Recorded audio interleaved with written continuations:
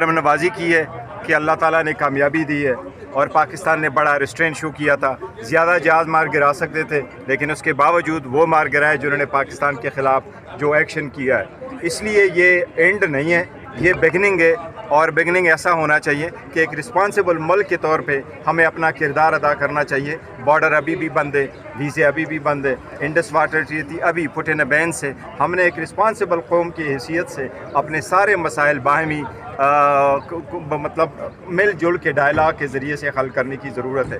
India ہمارا neighbour ہے، ہم نہیں چاہیں گے اپنے نیبروں کے ساتھ ہمیشہ اسٹیٹ آف وار میں رہے، لیکن یہ پیغام بھی دینا تھا کہ اگر ہمیں کوئی ہم پہ جنگ مسلط کرے تو دفاع بھی جانتے ہیں، جنگ کا جواب بھی جانتے ہیں۔ کل مجھے 2 چیزوں پہ بہت زیادہ اللہ تعالیٰ کا میں نے شکر ادا کیا۔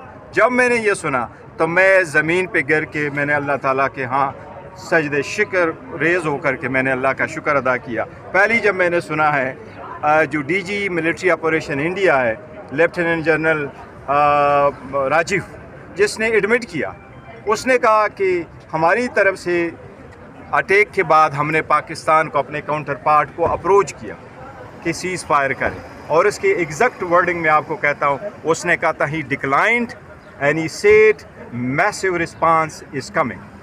سو اس سے بہت خوش ہوا کہ دشمن نے بھی اس بات کا اعتراف کیا کہ پاکستان نے کتنا زبردست جواب دیا۔ دوسرا اس بات سے بہت زیادہ خوش ہوا کہ ششی تھرور جو کانگریس کا ایم پی ہے، اس نے اس وقت اس سے پوچھا گیا تو اس نے کہا اب ہمیں اندازہ ہو گیا کہ پاکستان 1971 کا پاکستان نہیں ہے، اس کی کیپیبلٹی کیا ہے، وہ ہمیں ڈیمیج کیا پہنچا سکتے ہیں، وہ کہتے ہیں پوری دنیا نے دیکھا۔ اور الحمدللہ پاکستان نے کہا تھا کہ جب پاکستان وار کرے گا تو دنیا دیکھے گی، دنیا نے دیکھا بھی، دنیا نے سنا بھی، اور انڈیا نے فیل بھی کیا۔ قوم کو اس بات پہ خوش ہونا چاہیے الحمدللہ۔